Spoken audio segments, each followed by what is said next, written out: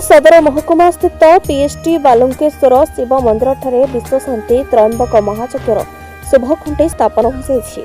दीर्घ 18 वर्ष धरि विश्व शांति त्रयंबक महायज्ञ अनुष्ठित होई आछि। गंजाम 2008 मसीह आरंभ होइतबो एही पवित्र महायज्ञ प्रत्येक वर्ष भली चलित वर्ष मध्य महा आडंबरे पालन करिबा नै मंदिर कमिटी सभापति सुनील चंद्र पंडा सूचना दैछन्ते।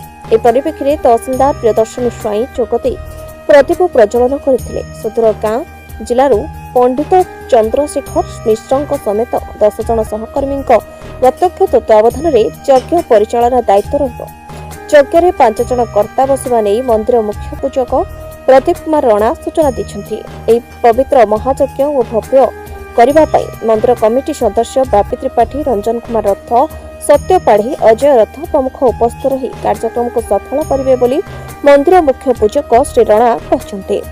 एतद्व्यतीत बुद्धिजीवी राजकिशोर पंडा, अश्विनी पाणिग्राही, सत्य मिश्र मंदिर पक्षर स्वेच्छासेवी महिला मंडली सेवा निमित्त उपस्थित थे।